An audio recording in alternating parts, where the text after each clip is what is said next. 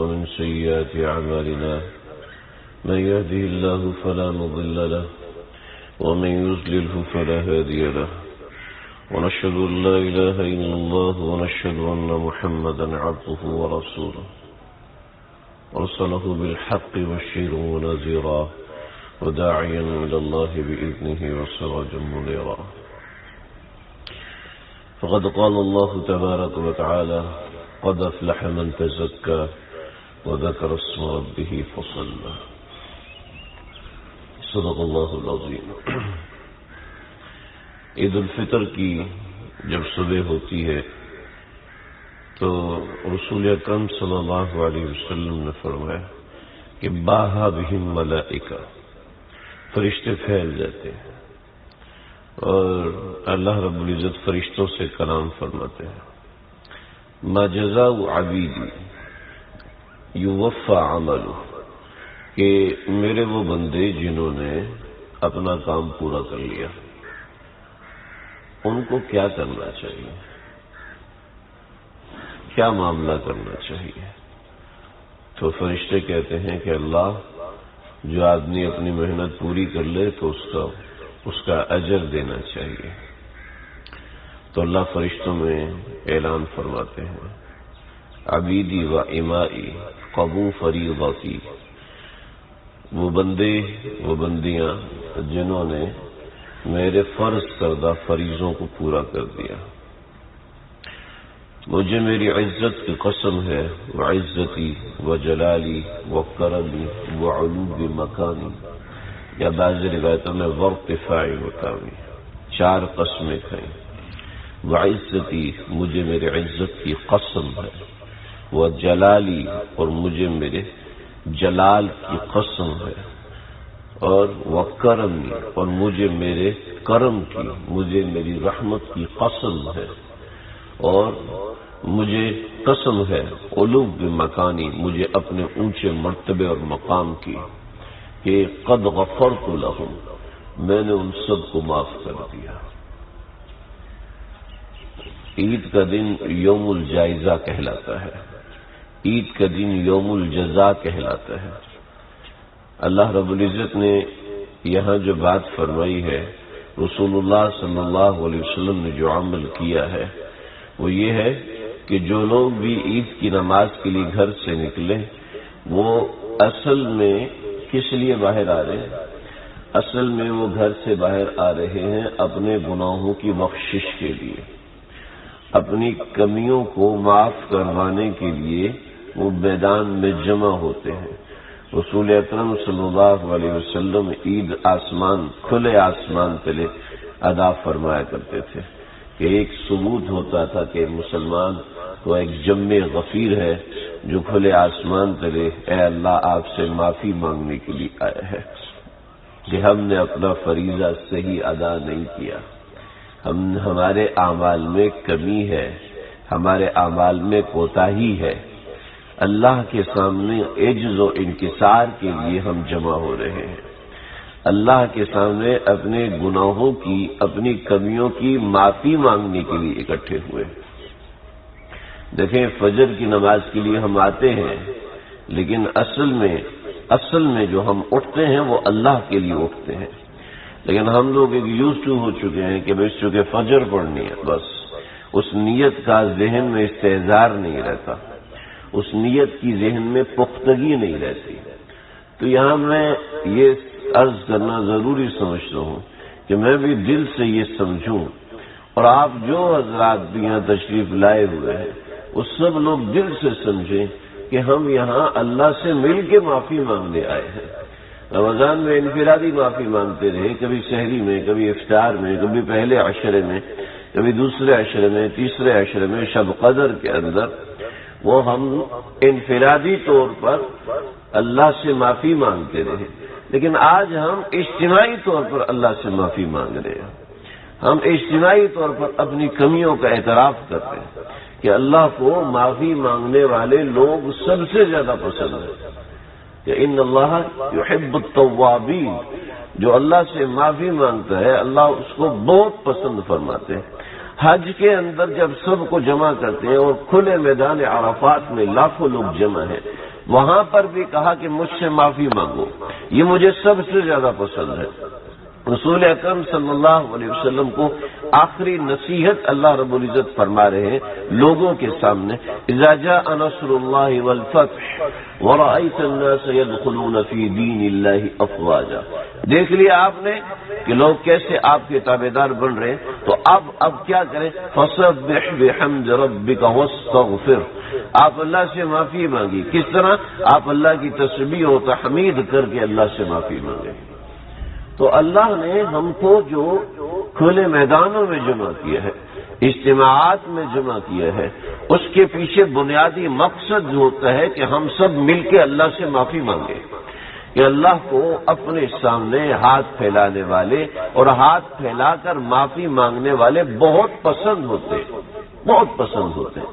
ہر جگہ پہ، ہر مقام پر، ہر خاص موقع، ہر خاص شخصیت، چاہے وہ حضرت یونس علیہ السلام ہو یا حضرت ابراہیم ہو یا آدم ثانی حضرت نوح ہو یا خود آدم علیہ السلام ہو، ان کی بھی جو دعائیں ہیں ان سب کے اندر معافی مانگی گئی۔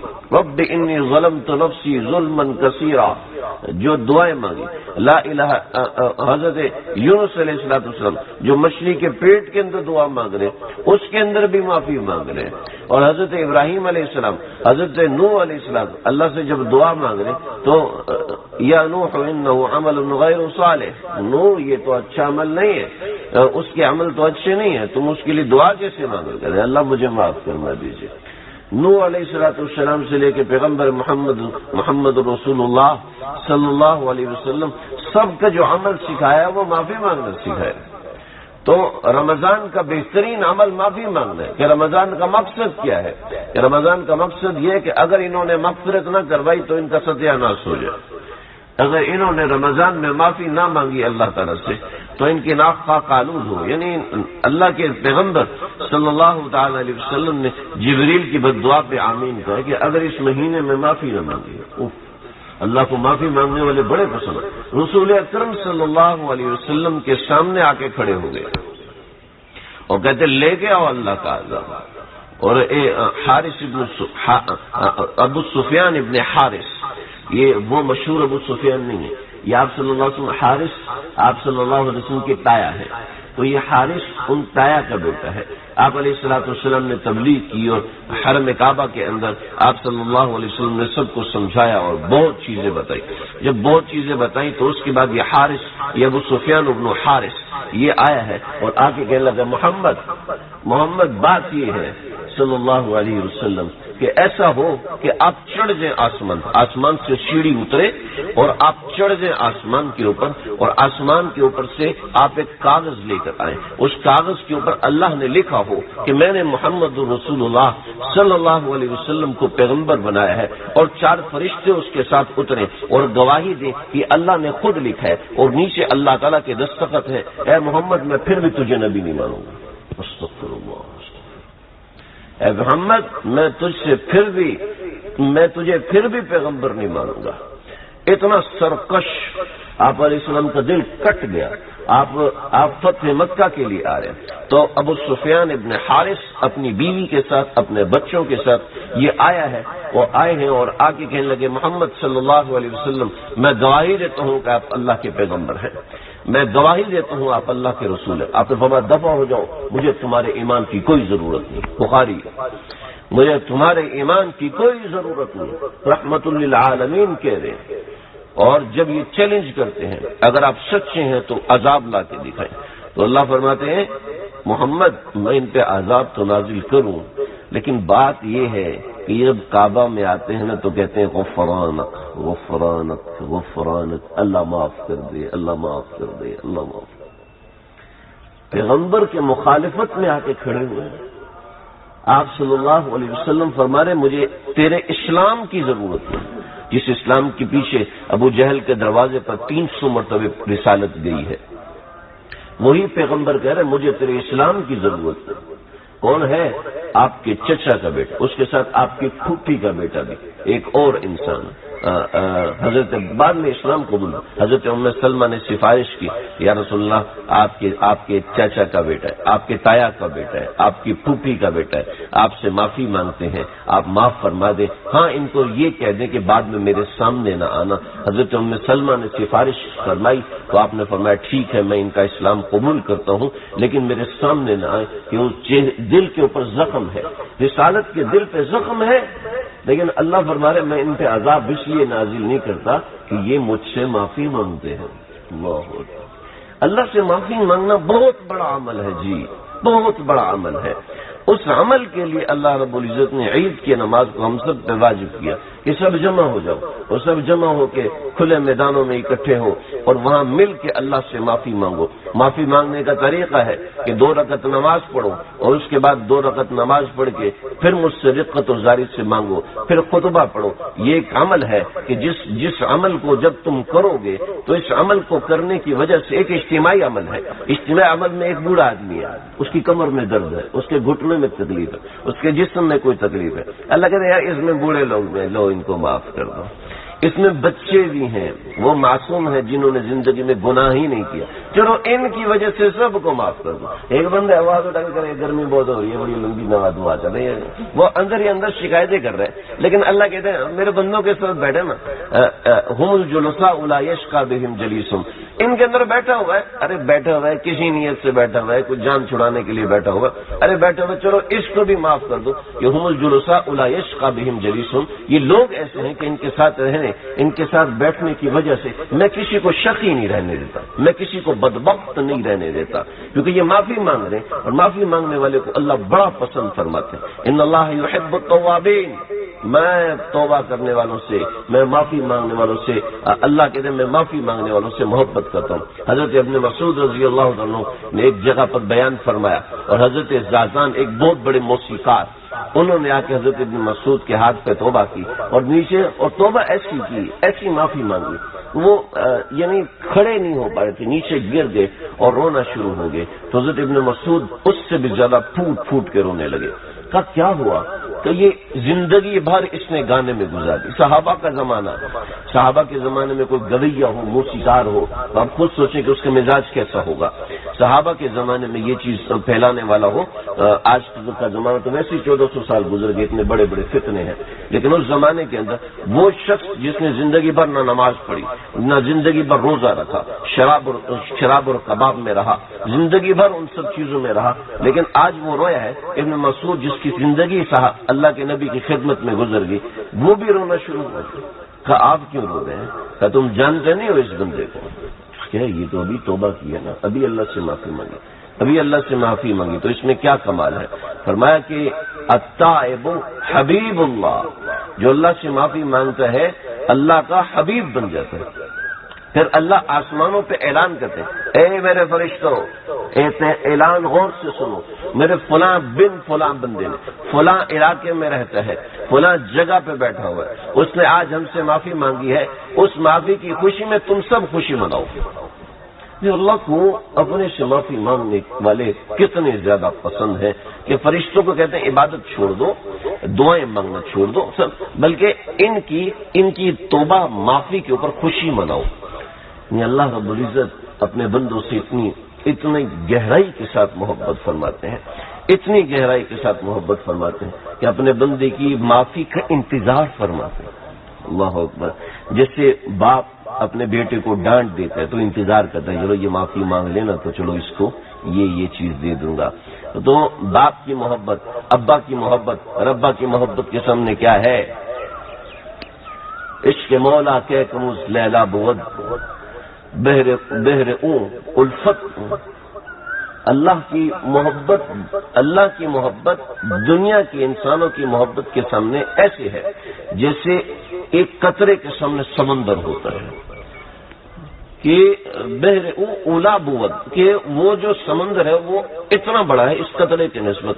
دنیا کی محبت ہے، دنیا کا معافی اور دنیا کی تلافی، اس کی کوئی حیثیت نہیں. جس حیثیت سے اللہ مجھ سے اور آپ سے محبت فرماتے ہیں. اللہ نہیں دیکھتے یہ مولوی صاحب ہے، اللہ نہیں دیکھتے یہ رشوت خور ہے، اللہ یہ نہیں دیکھتے یہ جھوٹ بول کے کماتا ہے. اللہ دیکھتے میرا بندہ آ گیا، جھولی پھیلائی ہے، لاؤ لاؤ لاؤ، فرشتوں گواہ ہو جاؤ، میں ان سب کو معاف کرتا ہوں. میرے عزیز دوستو، میرے بزرگوں، میرے بھائیوں، آج ہم جو یہاں پر جمع ہوئے ہیں عید کی نماز کے لیے، اس کا مقصد اللہ سے معافی مانگنا ہے. اللہ سے معافی مانگنے کے لیے ہم اکٹھے ہوئے ہیں. دل سے نیت کر کے بیٹھے تو اللہ رب العزت اور قرب عطا فرماتے ہیں. اور معافی کی وجہ سے، معافی مانگنے کی وجہ سے کوئی ایسا مسئلہ نہیں ہے جو ہمارا حل نہ ہو.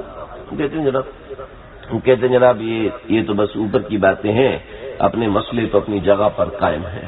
ہمارے مسئلے، ہمارے مسائل، ہماری چیزیں وہ اپنی جگہ پر قائم ہیں. ایسا نہیں ہے.